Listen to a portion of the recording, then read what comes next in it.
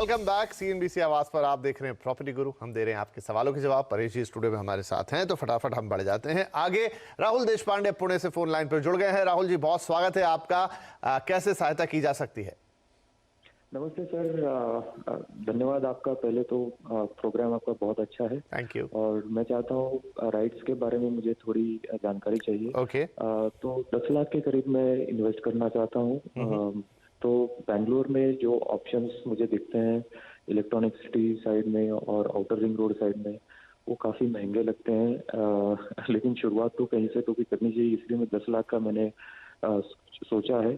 और इसकी थोड़ी बहुत जानकारी चाहिए कि जिसमें ये ट्रांजैक्शन सिक्योर्ड कैसे हो और इसका क्या क्या लाभ हो सकता है एज अ। नहीं, बहुत बढ़िया है। देखिए राहुल जी, अच्छा है आप निवेश करना चाहते हैं रियल एस्टेट में। जो रेजिडेंशियल रियल एस्टेट है वहां आपको लग रहा है कि महंगे ऑप्शन है।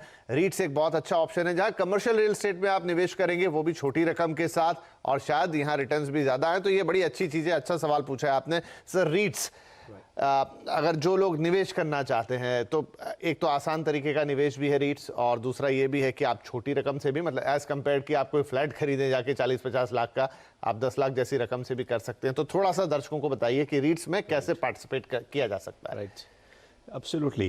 देखिए, REITs is a kind of an investment vehicle जहाँ पे पूलिंग ऑफ फंड्स होता है और ये इन्वेस्टमेंट होता है। It's like similar to mutual fund. हाँ जी, राइट। सो रीट्स के अंदर ये इन्वेस्टर्स पैसे कलेक्ट करते हैं, they give it to a fund और a manager, and the manager और a fund in turn invest in commercial properties. इनका मेन ऑब्जेक्टिव ये होता है, इस तरह की प्रॉपर्टी में इन्वेस्ट करते हैं जहाँ से रेगुलर रिटर्न मिलता है।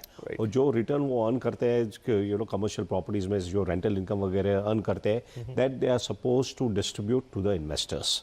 सो it's a very good vehicle. आप कमर्शियल, हमें पता है आज की डेट में कमर्शियल प्रॉपर्टी में आपको इन्वेस्ट करना है तो you need substantial amount for investment.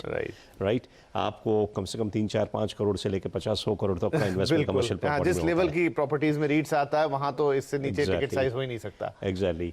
So via REITs you can get an exposure to this property. And today's market, हमें पता है रेजिडेंशियल प्रॉपर्टी में हमें इतना रिटर्न नहीं आ रहा है। On the other hand commercial property has been doing very good. Right. So this is I think a very smart move. ये राहुल जी को I would like to congratulate him for thinking on the right path. And more people who are looking at investing in real estate should adopt this route. Right. Now coming to investments in REITs. अभी India में हमने देखा है कि जो first REITs की बात पिछले 4-5 साल से चल रही थी, but the first REITs which was listed in India was by Embassy and Blackstone Group. Embassy, as we know, is a very well known developer in Bangalore. उनके पास काफ़ी सारे कमर्शियल प्रोजेक्ट्स है, IT पार्क्स है वगैरह। और Blackstone is a global investor, private equity investor, and they have a huge exposure to real estate in India. तो इन्होंने मिलके जो फर्स्ट REITs था वो लॉन्च किया था। They had monetized उनके जो प्रॉपर्टीज थे ऑलरेडी, कमर्शियल प्रॉपर्टीज, उसके लिए उसका ट्रस्ट क्रिएट करके लिस्टिंग करवाया था as per the REET structure. और ये रीट्स का जो उन्होंने ऑफर किया था इन्वेस्टर्स को, यूनिट्स, इन अप्रैल 2019 इसका लिस्टिंग हुआ था। मार्च में ये ओपन हुआ था 2019 में, और अप्रैल 2019 में इसका लिस्टिंग हुआ था। और 300 रुपीज़ में इन्होंने ये ऑफर किए थे। आज की डेट में उसका प्राइस 424 रुपीज़ चल रहा है। क्या बात है। सो approximately if you look at annualized return of 50%, which is the best. No real estate has given that, no equity में मार्केट में भी नहीं मिला है, but REITs में इतने रिटर्न मिला है। इसके अलावा उन्होंने डिविडेंड भी डिस्ट्रीब्यूट किया है। जैसे कि हमने देखा है, as per the rules, 90% of their earnings what they earn by way of rental income etc. they are supposed to distribute. तो उन्होंने 2 बार डिविडेंड भी डिस्ट्रीब्यूट किया है। and the good part was dividend was tax free. हालांकि in this budget they have made it taxable, but it was such a good investment option. And even now, despite all this, despite the tax, REITs continues to be a very attractive investment option. And we will see that in the days to come. There are a lot of developers है, जैसे कि खास करके commercial property में जो काफ़ी active है. We have Prestige. We have talking about other developers. Prestige, Shobha, they have huge commercial properties. Exactly. जो बैंगलोर में खास करके काफ़ी सारे हैं। DLF है, DLF के पास भी काफ़ी commercial projects है। Opera Realty है मुंबई में। तो इनके काफ़ी सारे we'll see in the days to come REITs being offered by them also. Right. And investors should take advantage of that. Right. तो बहुत सारे REITs हैं जो लाइन में लगे हुए हैं, और जो अभी बताया परेश साहब ने कि 300 रुपए और वहां से जाकर वो 425 के ऊपर है, तो जितना बढ़िया रिटर्न मिल गया। हालांकि एक यूनिट कितने का होगा सर? करीब 1 लाख रुपए के आसपास का।